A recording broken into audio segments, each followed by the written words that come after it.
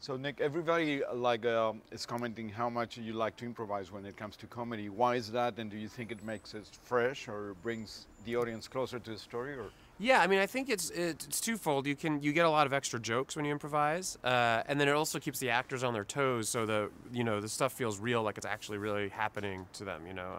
And and even like sometimes like Seth and Rose Byrne play a married couple, and like they in scenes they'll legitimately like break and crack up at what they're saying, or whatever. Or, like if one of them makes the other one laugh, but it makes them seem like they're really in love and like a real couple. So. how much comedy could be a good tool for social criticism within this functionality? Oh yeah, totally. Yeah. Like with social, yeah.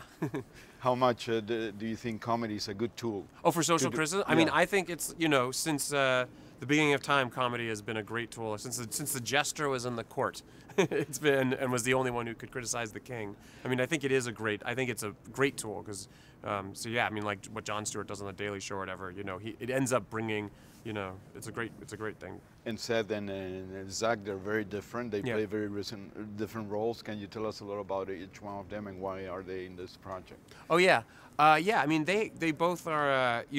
I think like they both bring very different comedic energies to the movie. Seth brings an amazing set of abs, and and Zach brings kind of a neurotic Jewish thing. So it's really no. But I mean, I think they're great foils for each other. And I think a big part of the movie is it's a kind of a generational war movie, and they really do seem even though they're not that much, their age differences aren't that, they seem very different, which is what you really want in a kind of war movie. So how much does your writing experience through the years help you to build a muscle in direct now? Oh, like actual muscle?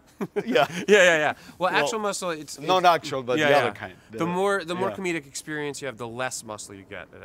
Actually, yeah. I mean, it's you learn. I learn with each movie, and every movie presents its own challenges, or every writing presents its own challenge. And what I love about this job, and what I love about it is that I'm constantly learning new stuff. But I certainly have a lot of experience now, and I'll have an instinct of what will work or what won't work, and a lot of it too is like what takes a lot of time, with directing. So it's like, well, if we move that scene to this part of the house, suddenly it takes a lot less time. So it's that kind of stuff. So you're very pragmatic in a way.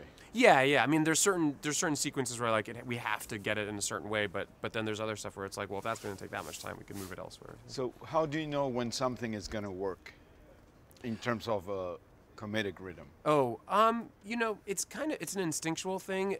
There's a weird thing is you don't really ever know until you put it up in front of an audience, but about 80% of the stuff that I think is going to work, and then there's a weird 20% that won't, and then vice versa. There's stuff that I don't even notice happens on set that then we screen for an audience, and it's like huge. So.